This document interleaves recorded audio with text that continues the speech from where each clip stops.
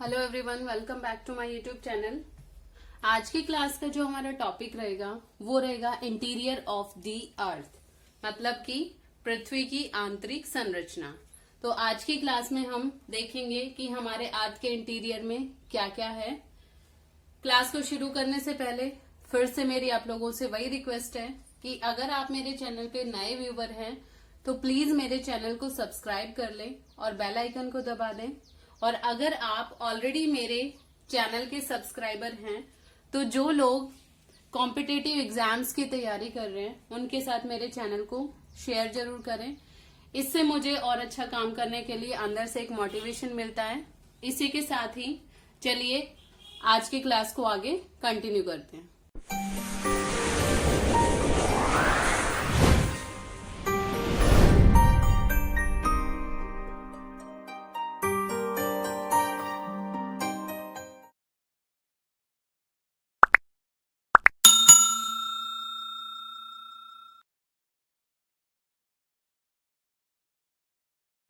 इस टॉपिक में सबसे पहले हमारे पास क्वेश्चन यही आता है कि सबसे पहले इंटीरियर ऑफ द अर्थ के बारे में किसने सोचा होगा या इंटीरियर ऑफ द अर्थ के बारे में किसने बताया। तो सबसे पहला जो वर्गीकरण किया था किसके बारे में, इंटीरियर ऑफ द अर्थ के बारे में जो वर्गीकरण किया था किसने किया था, जर्मन भूगोलवेत्ता थे। जर्मन भूगोलवेत्ता थे जिनका नाम था एडवर्ड स्विस। ठीक है, एडवर्ड स्विस ने 1904 में, कब, 1904 में इंटीरियर ऑफ द अर्थ के बारे में बताया। इसमें उन्होंने सियाल, सीमा एंड नीफे के बारे में हमें बताया था। तो डायरेक्टली क्वेश्चंस बनते हैं कि सियाल, सीमा और नीफे के बारे में किसने बताया। तो आपको याद रखना है एडवर्ड स्विस ने। या क्वेश्चन ये भी पूछ लिया जाता है एडवर्ड स्विस ने इंटीरियर ऑफ द अर्थ के बारे में कब वर्गीकरण किया, तो आपको ईयर भी पता होना चाहिए। ठीक है, उसके बाद जो हमारा इंटीरियर ऑफ द अर्थ है ना, इसका जो हम क्लासिफिकेशन करते हैं इसको हम 2 पार्ट्स में क्लासिफाई करते हैं। उसके बाद जो इंटीरियर ऑफ द अर्थ का क्लासिफिकेशन किया जाता है वो क्लासिफिकेशन 2 पार्ट्स में किया जाता है। एक तो रासायनिक वर्गीकरण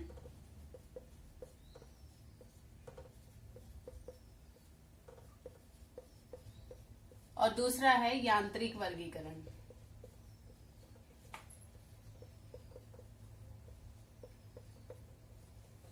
रासायनिक यानी कि केमिकल क्लासिफिकेशन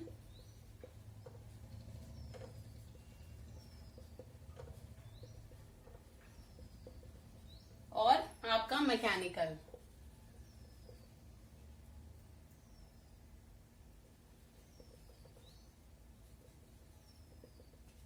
ठीक है, अब इसको इन्होंने जो फर्दर पार्टीशन किया इनका 3 पार्ट्स में इन्होंने इसको क्लासिफाई किया।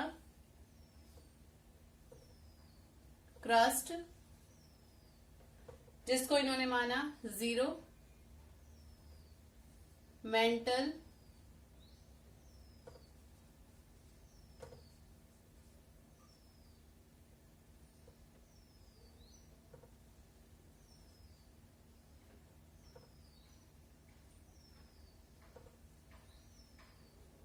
आउटर कोर और इनर कोर।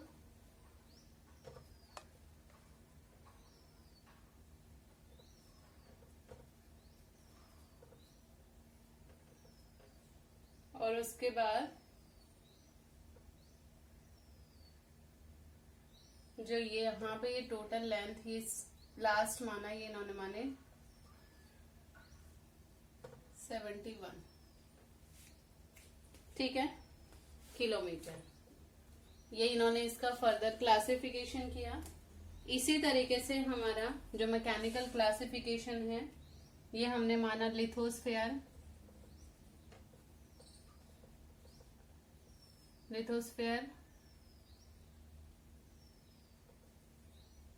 उसके बाद हमारे एस्थेनोस्फेयर,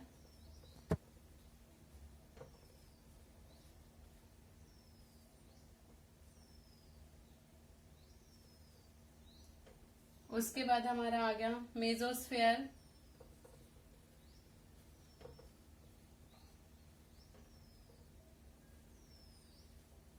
एंड द लास्ट हमारा आ गया बैरोस्फेयर। ये हमारा सेम वही हो गया 6371 किलोमीटर। तो इस तरीके से हमने रासायनिक और यांत्रिक वर्गीकरण किया। ठीक है, तो अगर मोटाई के हिसाब से अभी हम इसको आगे एक एक करके पढ़ लेते हैं। सबसे पहले हम पढ़ेंगे हमारे क्रस्ट के बारे में। इसको आप एज इट इज अपनी नोटबुक में नोट डाउन कर लीजिएगा। सबसे पहला है हमारा क्रस्ट। क्रस्ट की अगर औसत मोटाई की बात करी जाए, एज इट इज आपको लिखना है ये पॉइंट्स। इसकी औसत मोटाई की अगर बात की जाए, जो मैंने अभी अभी बना के दिखाया था आपको, उसी के हिसाब से हमें करनी है। इसकी औसत मोटाई मानी जाती है 30 किलोमीटर। अगर बात की जाए जितने भी महाद्वीप प्लस महासागर, ठीक है, जितने भी महाद्वीप और महासागर हैं उनका निर्माण किससे हुआ है? क्रस्ट से हुआ है। निर्माण किससे हुआ है? क्रस्ट से हुआ है। महाद्वीपों का और महासागरों का निर्माण किससे हुआ है? क्रस्ट से हुआ है। नंबर 1 पे हमारा आएगा महाद्वीपीय क्रस्ट। इनको हम अलग अलग करेंगे। महाद्वीप क्रस्ट, महाद्वीपीय क्रस्ट की अगर बात की जाए तो ये जो महाद्वीपीय क्रस्ट, आपको ये कंपैरिजन पता होना चाहिए, ये किसका बना हुआ है? टोटली ग्रेनाइट का बना हुआ है। ठीक है, महाद्वीपीय क्रस्ट किससे बना है? यहां मैं लिख देती हूं, बना है, किसका बना है? ग्रेनाइट का बना है। जितने भी महाद्वीप बने हैं सबका निर्माण किससे हुआ है? हमारी क्रस्ट से हुआ है।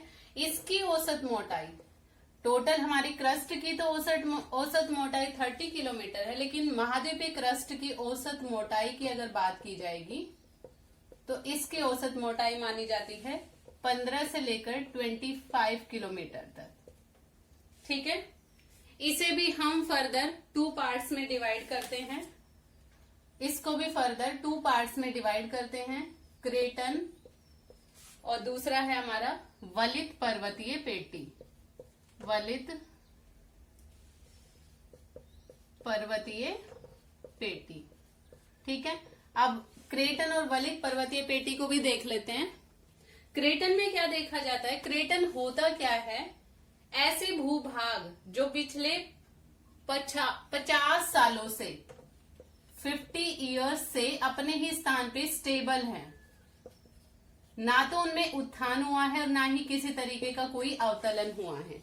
ठीक है, उन्हीं को क्या बोला जाता है? क्रेटन। जैसे इनके एग्जाम्पल्स आपको याद रखने हैं, ब्राजीलियन शील्ड, ब्राजीलियन शील्ड हो गई, कैनेडियन शील्ड हो गई, ग्रीनलैंड का पठार हो गया, ऑस्ट्रेलिया का पठार हो गया। मैं ऑरली इनके एग्जाम्पल्स आपको बता रही हूँ, एग्जाम्पल आपको याद रखने हैं और अपने जब नोट्स बनाए तो नोट्स में नोट डाउन भी करते चलना है। ठीक है, उसके बाद वलित पर्वतीय पेटी की बात करें तो इसके अंतर्गत विश्व के समस्त पुराने और नवीन जितने भी वलित पर्वत हैं सभी को इसमें सम्मिलित किया जाता है। वलित पर्वतीय पेटी में चाहे वो पुराने हैं चाहे वो नए हैं, कितने भी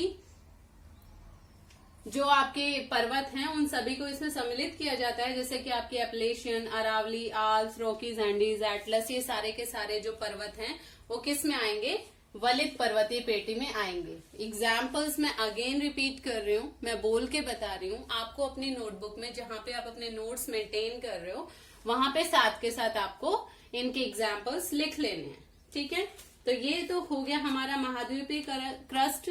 सेकंड हमारा है महासागरीय क्रस्ट। मैंने अभी अभी बताया जो क्रस्ट है हम उसको फर्दर भी पार्ट्स में डिवाइड करते हैं। ये वाली हमने की थी महाद्वीपीय क्रस्ट, अब हम करेंगे महासागरीय क्रस्ट। महासागरीय क्रस्ट का निर्माण देखो, महाद्वीपीय क्रस्ट का निर्माण अभी मैंने क्या बताया? महासागरीय, अभी मैंने क्या बताया था? महाद्वीपीय क्रस्ट का निर्माण ग्रेनाइट से हुआ है, तो महासागरीय क्रस्ट का निर्माण किससे हुआ है? बेसाल्ट से। ठीक है। जितने भी महासागर हैं उनका जो फ्लोर है वो किससे बना हुआ है? महासागरीय क्रस्ट से बना हुआ है, या फिर आप ऐसा कह सकते हो बेसाल्ट से बना हुआ है। अगर इसकी औसत मोटाई की बात करी जाए, औसत इसकी मोटाई की बात की जाए, तो इसकी औसत मोटाई 5 से लेकर 12 किलोमीटर तक मानी गई है। ठीक है, तो ये हो गया हमारा महासागरीय क्रस्ट। तो हमने क्रस्ट के 2 पार्ट्स पढ़े, महाद्वीपीय और महासागरीय क्रस्ट। जो महासागरीय क्रस्ट है वो बेसाल्ट से बनी हुई है, और महाद्वीपीय क्रस्ट हमारी टोटली ग्रेनाइट से। इसकी मोटाई और जो इसके एग्जाम्पल्स हैं वो आपको पर्टिकुलर पता होने चाहिए। इसके बाद आपका जो नेक्स्ट आता है वो है मेंटल। नेक्स्ट जो हमारा आता है वो है मेंटल। मेंटल की अगर बात की जाए तो इसका जो विस्तार है या इसकी जो औसत मोटाई आप कह सकते हो वो आती है आपकी 30 से लेकर 2900 किलोमीटर तक का जो एरिया आता है वो किसका बना हुआ है? हमारा मेंटल का बना हुआ है। और जो हमारा मेंटल है ना, पूरे तरीके से क्या है? सॉलिड है, मतलब कि कैसा है? ठोस है। ये चीज आपको, ये पॉइंट आपको याद रखना है कि जो हमारा मेंटल है वो पूरे तरीके से कैसा है? ठोस है। और जैसे जैसे हम गहराई में जाएंगे जैसे जैसे हम गहराई में जाएंगे वैसे वैसे इसका जो घनत्व है वो बढ़ता चला जाएगा, या घनत्व में वृद्धि होती चली जाती है। तो मेंटल के लिए आपको यही जो फैक्चुअल पॉइंट्स हैं वो दिमाग में रखने हैं। ठीक है। इसके बाद हमारा नेक्स्ट आता है वो है कोर।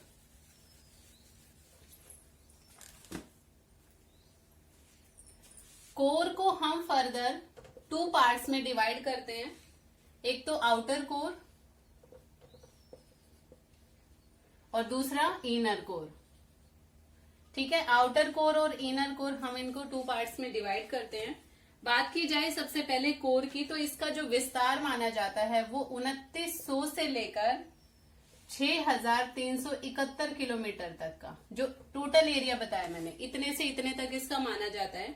फिर आउटर कोर और इनर कोर में हमने इसका अलग अलग पार्ट्स में वेरिएशन किया। जैसे कि जो आउटर कोर है हमारा वो माना जाता है 2900 से लेकर 5100 किलोमीटर तक, और उसके आगे का 5100 किलोमीटर से लेकर 6371 किलोमीटर का जो एरिया है वो हो गया आपका इनर कोर का।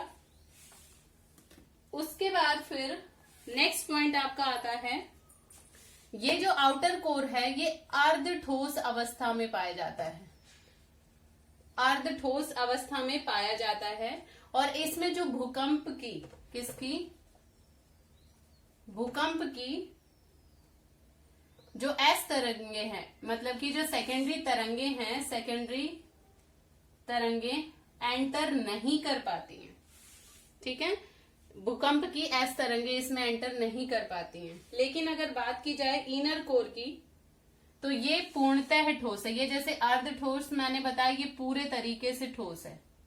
ठीक है, और सबसे ज्यादा सर्वाधिक जो फैक्चुअल पॉइंट है वो यही है, सर्वाधिक घनत्व वाली परत कहां पर पाई जाती है? इनर कोर में ही पाई जाती है। 13 ग्राम सेंटीमीटर क्यूब।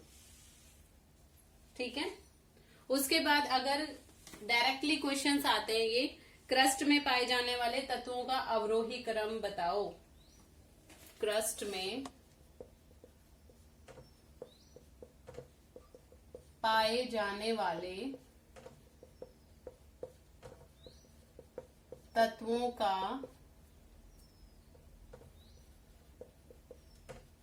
अवरोही क्रम। इसको एक मैं ट्रिक देती हूं, आप ट्रिक से याद रख सकते हैं। ट्रिक है आपका OSAI, OSAI। ठीक है, O से O2, S से सियाल, A से aluminium, sorry silica, aluminium plus I से आयरन, ऑक्सीजन सिलिका, एल्यूमिनियम और आयरन। डायरेक्ट क्वेश्चन आता है, आपको याद रखना है ये, ऐसे कैसे इस ट्रिक को याद रख लेना, ओ साई, ठीक है। उसके बाद हमारा एक जो इसमें क्वेश्चन बनता है, ऑलमोस्ट इसमें से हमेशा एक क्वेश्चन पूछ ही लिया जाता है, डिसकंटिन्यूटी लेवल पूछ लिया जाता है, विसंगति तल, विसंगति या असंगति तल या असंबद्धता भी इसको बोलते हैं, असंबद्धता स्तर, विसंगति स्तर, या इंग्लिश में कहेंगे तो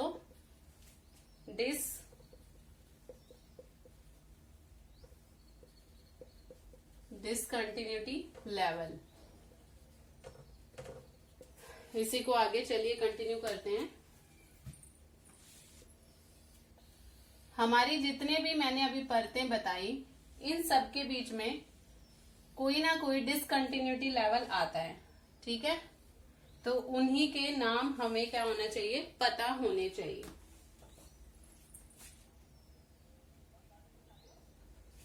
कलर से जानबूझ के कर रही हूं ताकि आपको बहुत ही अच्छे से समझ में आ जाए। कलर्स जब दिखेंगे तो आपको कंफ्यूजन क्रिएट नहीं होगी, ठीक है। ये देखिए, तो अगर बात की जाए, ये हमारा क्रस्ट है, हमें पता है ये पूरी की पूरी क्रस्ट है, ये ऊपरी क्रस्ट हो गया और ये निचला, ठीक है। ये ऊपरी और निचला, इन ऊपरी और निचले के बीच में ये वाली जो परत पाई जाती है, इसको बोला जाता है कोनार्ड, कोनार्ड, ठीक है। इसको क्या बोला जाता है, कोनार्ड। ये एज इट इज आपको रटने पड़ेंगे। इसके बाद ये वाली जो परत पाई जाती है, इसको बोला जाता है मोहो या मोहो विसिक, ठीक है। उसके बाद इससे नेक्स्ट जो ये वाली परत पाई जाती है, इसको बोला जाता है रैपिटी, रैपिटी। उसके बाद जो नेक्स्ट आती है हमारी आउटर कोर पे, यहां पे इसको बोला जाता है गुटेनबर्ग विचार्ट, गुटेनबर्ग विचार्ट। और इसके बाद जो लास्ट हमारी आती है, वो आती है आपका लेहमैन, ठीक है, लेहमैन। अगर इनकी ऊंचाई वही रहेगी 30 किलोमीटर, 700 किलोमीटर, 2900 किलोमीटर, 5100 किलोमीटर और 6371 किलोमीटर। मतलब ये तो वही मेन लेयर्स हो गई हमारी। इनके बीच में जो डिसकंटिन्यूटी लेवल आता है, उनको क्या बोला जाता है, यही। और आपसे ये क्वेश्चन पूछे जाते हैं ऊपरी मेंटल, और ये हो गया आपका निचला मेंटल, ठीक है। उसके बाद हो गया आउटर कोर और इनर कोर। क्वेश्चन कुछ इसी तरीके से बनते हैं, निचले क्रस्ट में और ऊपरी मेंटल के बीच में कौन सी परत पाई जाती है, तो आपको याद रखनी है कौन सी परत पाई जाती है, मोहो विसिक या मोहो परत, दोनों ही ऑप्शन में आपके आ सकते हैं। उसके बाद ये भी कुछ भी पूछ लिया जा सकता है, ऊपरी क्रस्ट और निचले क्रस्ट के बीच में कौन सी परत पाई जाती है। तो इसी तरीके से आपको ये डिसकंटिन्यूटी लेवल्स को याद रखना है। इसी के साथ ही आज का जो हमारा टॉपिक था इंटीरियर ऑफ द अर्थ, मैंने अपनी तरफ से कोशिश की है कि आपको अच्छे से समझ में आ जाए। बाकी अगर फिर भी कोई डाउट आता है तो आप कमेंट बॉक्स में कमेंट करके मुझे बता सकते हैं। और अगर ऐसा कोई टॉपिक है जो आप चाहते हैं कि मैं क्लासरूम में कराऊं, तो आप कमेंट बॉक्स में उसको कमेंट करके मुझे बता दें, ताकि मैं उस टॉपिक को पहले करा दूं, जो मैं टॉपिक्स करा रही हूं इनको बाद में करा दूं। तो आज के लिए thank you so much, have a good day.